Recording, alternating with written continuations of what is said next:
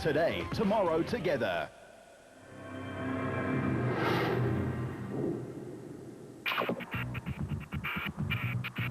A tough route, all 6 national championships still up for grabs, fired up drivers and crews, and a new innovative spectator area just 10 kilometers from the finish.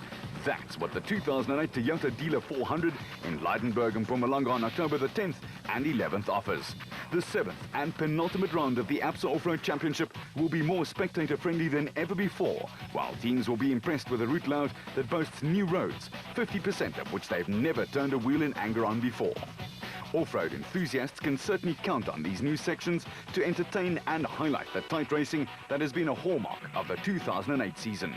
Chief organizer, the wily and experienced Willie du Plessis of the South African Motor Club, has a few nice surprises and ups and downs in store for the drivers and their faithful navigators, which include some uncompromising terrain and very dry testing countryside.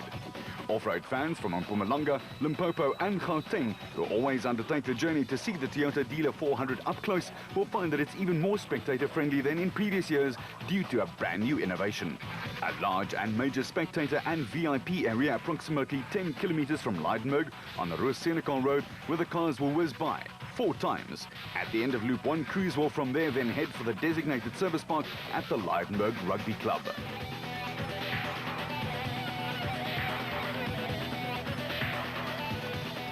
Another new idea which the organizers have presented is that the 75-kilometer prologue on Friday to determine start positions for the race proper will not form a part of the main route.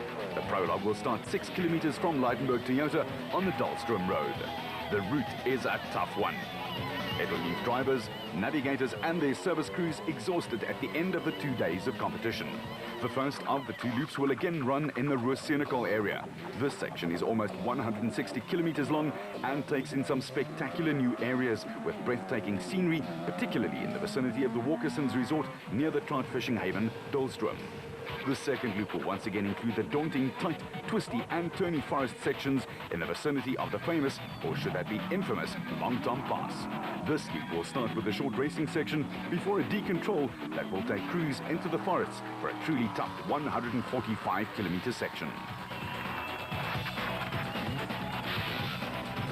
For Toyota, motor racing has been a great factor in establishing the brand on the local scene. The history in motorsport with Toyota comes from the brand image.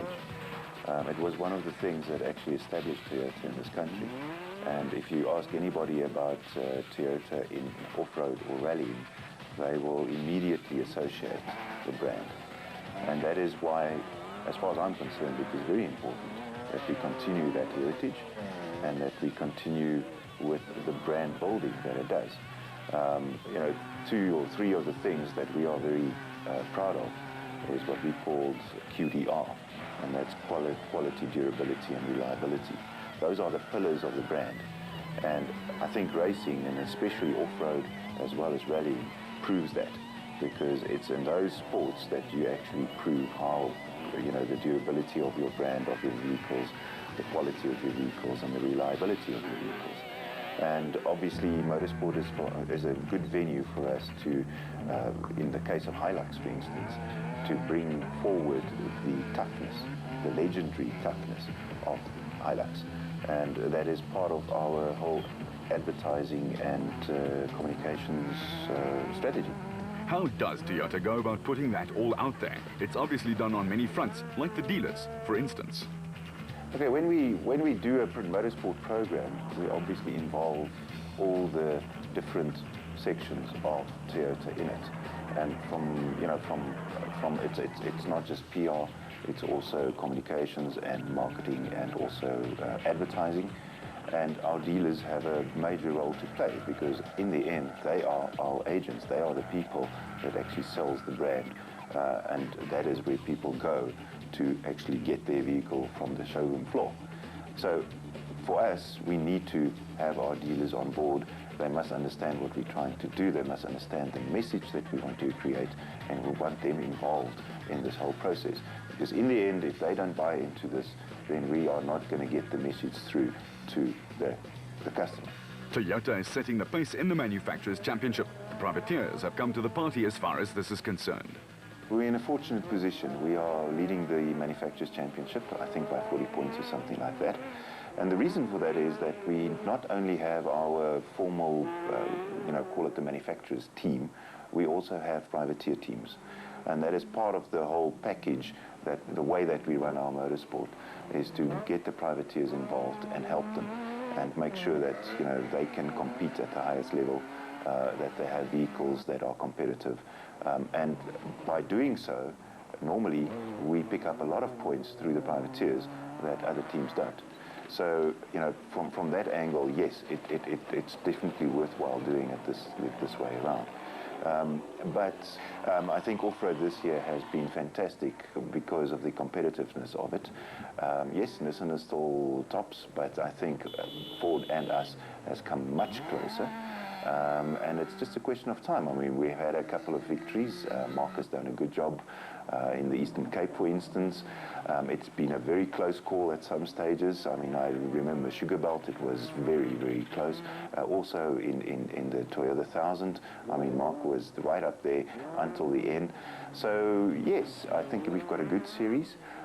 And I think it needs to stay like this and be competitive, because that is what makes it the spectacle that it is, and that's what makes it, popular among the public. The competitiveness in off-road is scintillating, and in the Production Vehicle Championship, the fans can expect a battle of epic proportions. In fact, the championship contenders will be chewing their nails right down to the quick in Lydenburg. There are only 6 points that separate the top 3 drivers in the SP class standings. The dices are rolling, and no one knows how they will fall. The reigning champion Duncan Foss in a fire engine red Sasol Nissan Navara leads the championship by only 4 points from former champion Neil Woolridge in the factory Ford Racing Ranger. 4-time champion Hannes Grobler in a second works Nissan is in turn just 2 points adrift, and that spells a look over the shoulder drive for stablemate Foss and the Ford veteran. In the Co-Drivers' Championship, the battle is just as tight. Kenny Scholtam, who shares the cab of the Ford with Woolridge, leads Nissan Joan Moore, who rides alongside the crafty Grobler, by a scant 2 points. Then, of course, there's a situation brought about by overseas travel commitments, which have twice seen Foss's co-driver Ralph Pitchford having to miss events so far this season. He is 23 points back. And don't forget, the organisers have come up with a wicked plan to make it even more interesting. Teams are obliged to drop 1 out of the 8 race-long series in the points-gathering process towards the 08 ABSA Off-Road Championship trophies. But hold on to your hat. The waters are even further muddied by the fact that Foss and the Ford crew both boast a 100% finish record so far this season. And thus they will have to drop 1 event from the overall tallies. Does it take off pressure or add to it? For their part, Grobler and Moore cannot afford another did not finish on their report card, like they did at their own event, the Nissan Sugarbelt 400 in KwaZulu-Natal. And just to put another span in the works, if you'll pardon the pun, all of the above-mentioned championship contenders and their crews will be all too aware of the severe threat posed by the 2 poised factory Castrol Toyotas, as if there wasn't enough pressure already. Rally and off-road star Mark Grenier and his co Chris Birkin have already won once this season, and they, along with newcomer Anthony Taylor and veteran nav Robin Houghton, desire nothing more than to pick up a victory in a Toyota-sponsored event. If the 2 Castrol Toyota Hilux crews can see out the distance without any serious mishap, it may just be a second win in Lydenburg. And in the prestigious South African Manufacturers' Championship, Toyota is trying their damnedest and plan to hold on to their lead. The Johannesburg-based team enjoys a 40-point lead over arch rivals Nissan, and the Toyota Dealer 400 is certainly the ideal platform for Toyota to increase that margin. The Hiluxes have proved to be very reliable in 2008, and the addition of Taylor to the driver lineup has brought stability to the red, green and white liveried outfit under the guidance of manager Wami Haddad. The super production car class is ultra competitive, and it's almost guaranteed the winner should come from the factory entries. Ivar Tollefson and Quinn Evans in a third Sasol Nissan Navara could come into the reckoning. But contrast that to the depth of Toyota. They will be looking for top 5 finishes from Hichu and Jaap de Bruin in the Michelin Excel dealer team Toyota, who have been in exceptionally good form.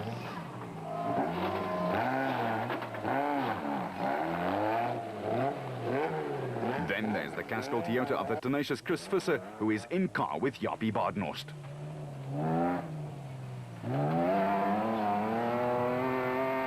While the new kids on the block, Mike Tomset and Brian Haviland, have been impressive in the all-new Feltex Imperial Toyota Hilux. For Toyota, sheer weight of numbers is a plus factor in the manufacturer's title race. For the Ford squad, additional backup comes in the form of Kobus van Tonder and Rian Guapa, who have been models of consistency in the Unifreight Ford Ranger. And then there's Mark Ferguson and Craig West in a second factory entry, who will be looking for a good result. Ferguson is currently 10th in the national title race. Back for Toyota, and Chris de Plooy and his navigator Ewald van Rensburg will trot out the new RFS Toyota in its distinctive black and orange colours for only the second time. With a husband and wife team, George and Sharon Barkhuizen and the Rurikon Toyota have also improved in leaps and bounds in 08, right in the mix. And let's not forget about Janku Swanepoel and Keith Solomon in the IDM Cement entry, who have been rock solid but will want to do some giant killing in Lydenburg.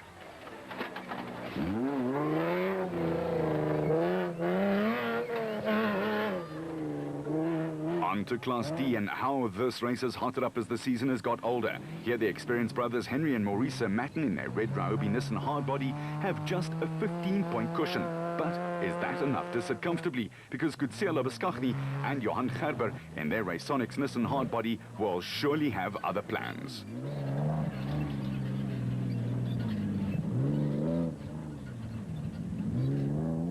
Reigning Class D Drivers' Champion Cliff Weichelt and Nico Els in the N1 4x4 Toyota Hilux could certainly be a threat too. Granted, it's been a rather disappointing season for Weichelt, but a win would go a long way towards salvaging some pride. While the pride of Delmas husband and wife team Ramon and Maret Besaidnout in the Team Barberspun Toyota Hilux are a further 20 points in arrears. Quite frankly, nothing is settled in Class D. The Zermattens may or may not be the favourites, but it's tough to overcome their consistency. Henry leads the championship by 15 points, and after a rather dodgy start and some teething problems with the Nissan, they've picked up 3 good results in a row. They've got the hard body listening to them now. As for the Besaidnouts, Ramon and Maretta finished the last 3 races in a row after losing out in the Western and Eastern Cape as well as KwaZulu-Natal, but they're learning all the time and should be there or thereabouts. A pocket calculator may be a handy accessory in Class E. The experienced Jannie Visser and Yorks Leroux have a tight hold on the Class E championship, and the Team Barberspun Toyota Hilux pair won't be looking to perform any heroics, but a solid finish and a rich haul of points will be their sole aim. The colourfully turned out Potch Plastics Toyota Hilux pairing of rookie Dewald van Breda and Johan de Tooy will certainly fancy their chances for the same. While Jack Peckham and his trusty navigator Lucio Santoro and their Ford Racing Ranger will be looking to rescue what has been a rather disappointing 2008 on the off-road circuits of Southern Africa. Dion Venter and Ian Palmer are probably still celebrating as the 4x4 Mega World Toyota team scored their first win on the recent Limpopo 400 and will be looking to produce a repeat performance of said win in Lydenburg. Like Beckham and Santoro, the Baden Tyre Services Nissan pair of Thomas Rundle and Rob Howie will be keen to rescue something, actually anything, from a disappointing season so far, but in off-road, it's never too late. Lydenburg has great memories for the defending champion Foss. He did, after all, wrap up last year's title here, but there's no chance of that happening this time round. What is certain is that the Toyota Dealer 400 will go a long way towards deciding the ultimate destination of this year's overall and SP class championships. Foss leads by just 6 points, with a menacing stablemate Grobler poised to strike. Vehicle and asset finance from ABSA. Goings from ABSA. Going off the beaten track to find solutions. Our preview of the Toyota Dealer 400, the penultimate round of the ABSA Off-Road Championship, continues. And in the special vehicle category battle, it's been a season of 2 halves. The first part where it was even Stevens, and the second in which Shamir Varayawa bust loose with a vengeance. It's as tight as it can be coming down to the wire, and that's in the overall championship chase as well as the Class A National Crown race. The Mpumalanga race and a good performance there is vital for those with any title hopes whatsoever. And what looked like a 3-horse race has now suddenly seen several other crews come into late contention. Varayawa has just a slender 5-point margin over Kali Sulbolt, who started off like a house on fire, but has not been as quick latterly. Another former champion, Terence Marsh, is only 12 points back, while Nick Harper, last year's runner-up, is also still in with a shot, provided he pulls off a win in Mpumalanga. With 2 fine mid-season wins on a long and arduous Toyota 1000 Desert Race, and the next one, the Sun City 400, and then a consolidating second in the Limpopo 400, the total Porter pair, former champion Shamia Varayawa and Siegfried Rousseau, have taken the lead in both the Drivers' and Navigators' Championships. But it's a tenuous lead, and it's a fickle sport at the best of times. The early pace setters, father and son pair Collie and Quinton Sulwalt in the Sulwalt Racing Bat, started off with a solid second in Darling, and then a huge confidence-boosting win in the second race of the season in the Eastern Cape, but they've been inconsistent since and have battled a litany of small but upsetting and rhythm-breaking car problems. Lurking in third place, 05 champion Terence Marsh and the ever-improving Pieter Groenewald in the Regent Racing Bat will have the guns cocked and ready to blaze away. They espouse the smoothly and slowly approach rather than a dash for glory all-out charge, and this season it's certainly worked out well for them. But just to add a little spice to these proceedings as well, Varayawa and Rousseau and the Sulwalts still have to drop a result. So both crews have a 100% finish record this season, and having to drop one brings Marsh and Groenewald right back into the winning frame. Victory for Gary Bertolt and his navigator Andre Vermeulen in the big turquoise Atlas Copco Porter, their second of the season on the Limpopo 400, has brought them straight back into the picture as well. And when Gary gets the bit between his teeth, he's one tough customer. Their teammate Nick Harper, partnered by son Ryan in the second Atlas Copco Bat, has admittedly not lately performed up to his own high standards, but he could still pull it off. The Harper combination is an interesting one. Dad Nick is as fit as can be, while Ryan is a former bike racer of the country and has an uncanny knack to read the terrain very well because of it. Ryan is 6th on the Navigators points log.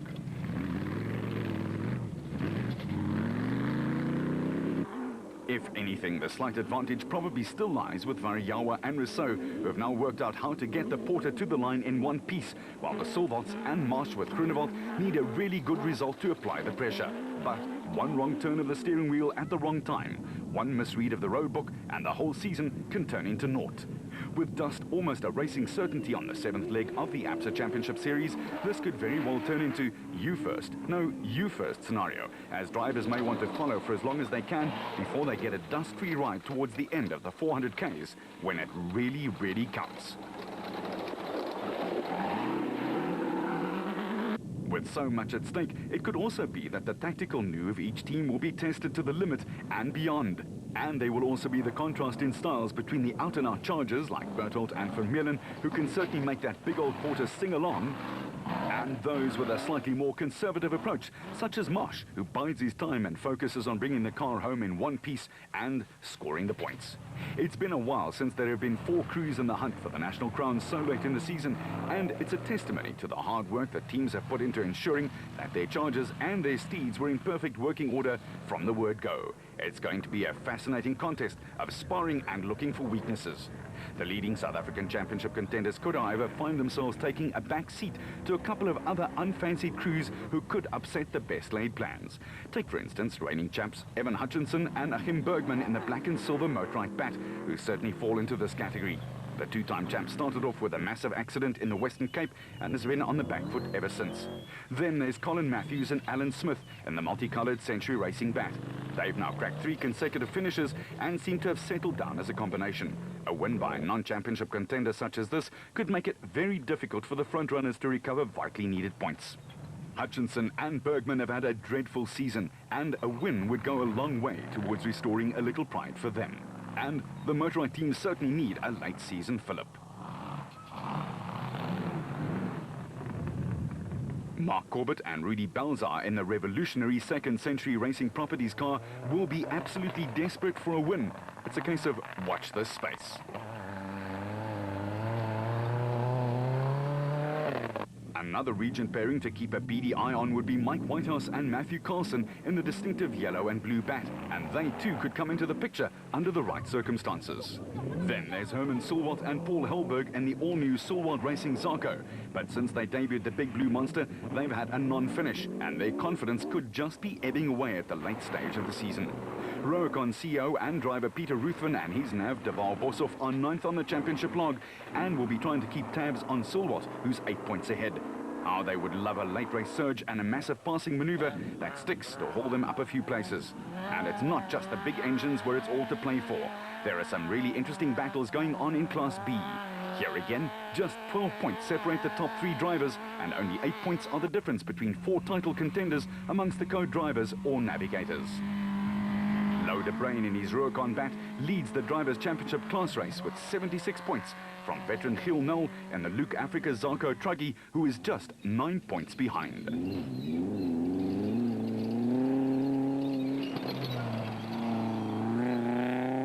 A further 3 points back down the log and you'll find Bez Besaidnout in the silver and blue Adenko bat, and he will be chasing hard. And to complicate matters even further, just 3 points adrift is Johan de Bruin, who co-drives with Bez Besaidnout. He's tied on 64 points with Rudy Brits, who partners Louw de Bruin in the Rurikon car.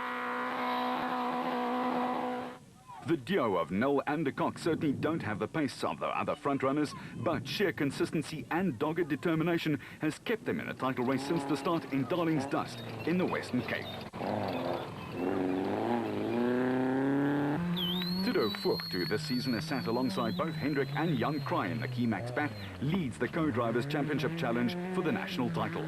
As you can surmise from the points difference, there's not a heck of a lot of breathing space either way. Also very capable of an upset in Class B is the Staffix electric fence racing pair of Mark de Chalane and Peter de Wit. De Chalane takes over the driving duties from Alistair Stubbs, who sits this race out with his wife scheduled to give birth over the weekend, and we wish them well. The 6th event on the calendar, the exhausting Limpopo 400, broke a logjam in Class P. Brothers Johan and Etienne Besaidnout in the Adenko bat have logged down 4 consecutive finishes, and as a result, they now have a 9-point lead over another sibling pair, the brothers David and Gary White, in their trusty little Rurikon bat.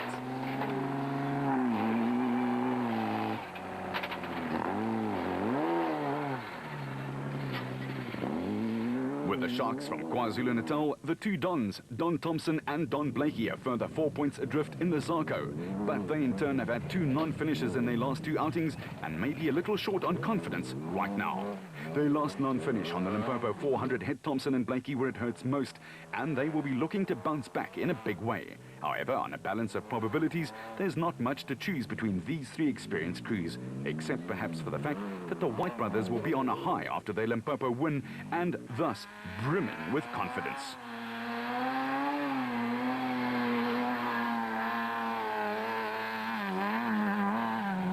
The old war horses Nick Gosler and Richard Carolyn, firmly ensconced in their Men's Clinic International Zarko's yellow, white and black, are out of the championship race, but could affect the fight going on between the 3 title contenders. The old story of 2 dogs in the bone, with the 3rd herring away with it eventually, or would that be a 4th? Richard Schilling, the defending champion, is not lining up, and that has certainly left the other crews sleeping a little easier at night.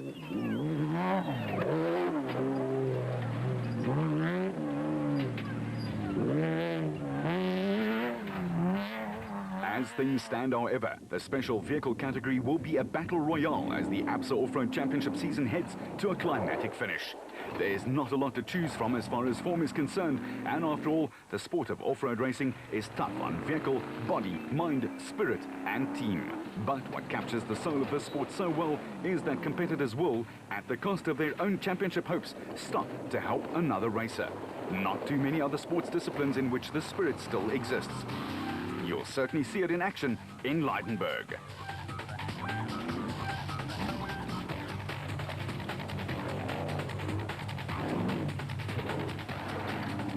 No doubt about it, the overall and Class A titles look set for a thrilling climax. There are high stakes on the Toyota Dealer 400, and Shamir Varayawa knows that best of all. He only has a 5-point lead. Expect the gloves to come off between 10 and 11 October. The prologue over a tough 75 long kilometers starts at 11 just outside Lydenburg, while the racing proper gets underway from Lydenburg Toyota on Saturday morning at 8 sharp. Make your way there, it should be great. Until we talk to you from there, you keep it on the road, we'll keep it off-road. That was the ultimate test, the ABSA